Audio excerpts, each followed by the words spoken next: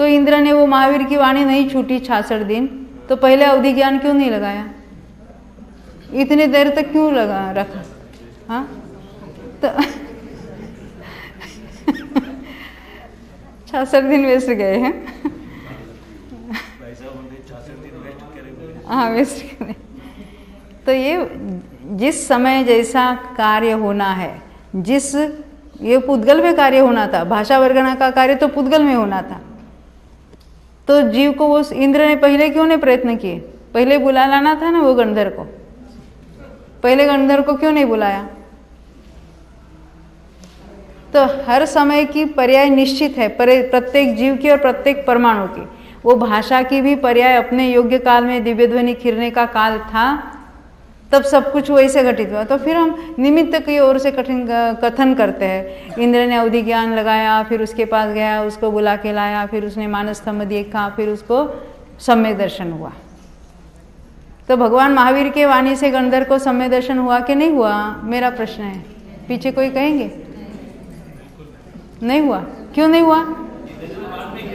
हाँ हाँ, मिथ्या दृष्टि हो, वो ग्रहित मिथ्या दृष्टि था, उसके निमित्त से वाणी कैसे खिरती? तो बिना वाणी के ही सम्यक दर्शन हुआ ना, बिना देशना के हुआ था ना।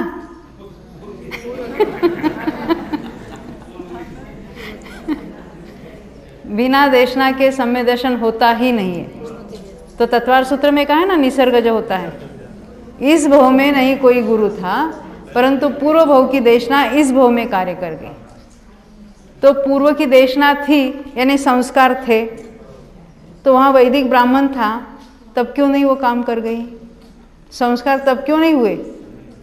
तो इस समय जब वो मानस स्तंभ को देखा, अर्यंत की प्रतिमा देखी, तब क्यों कार्य कर गई?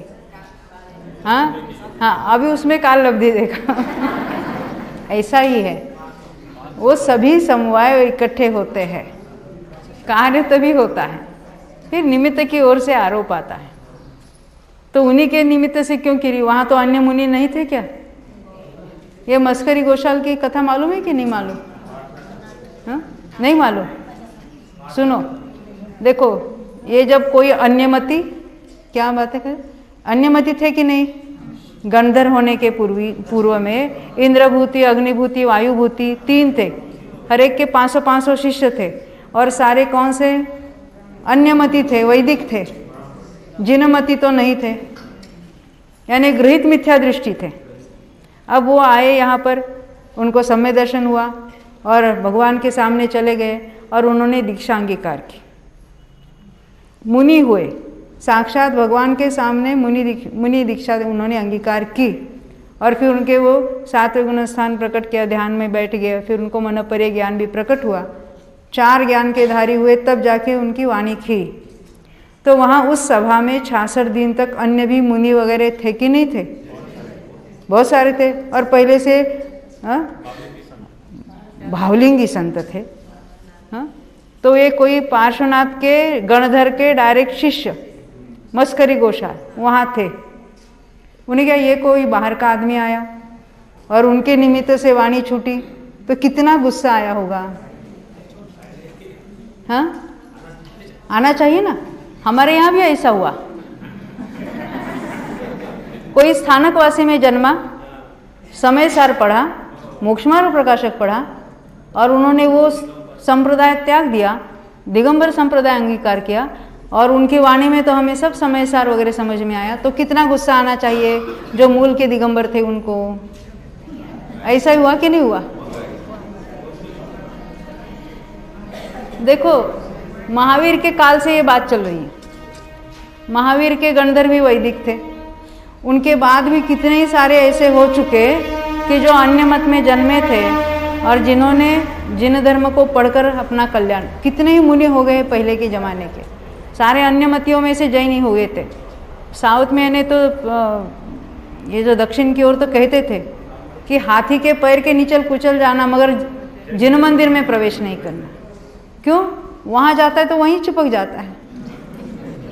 कितने ही ऐसे अन्यमति है, उन्होंने दिगंबर जैन दीक्षा ली थी और अपने ग्रंथ कितने ही उन्होंने लिखे हैं।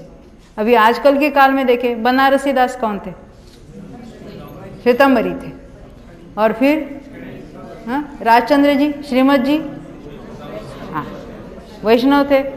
और अभी कांजी स्वामी, तो ये वर्णी जी, कितने और भी कितने हैं। तो ये ज़रूरी नहीं कि किस कहाँ जन्मा है, परंतु वो कौन सा उपदेश अंगीकार करके अभी उसकी मान्यता क्या है उसके ऊपर ये बात है। आज तो मैं कहूँगी आज के तारीख में मूल दिगंबर जैन संप्रदाय में जन्मे हुए जितना इसका लाभ नहीं ले रहे तत्व ज्ञान का, उतना लाभ ये स्थानकवासी आदि अन्य संप्रदाय में से आकर ले रहे। और उनको स्थानकवासी कोई कहेगा तो गुस्सा आता है, क्योंकि अभी वो दिगंबर जैन बन गए।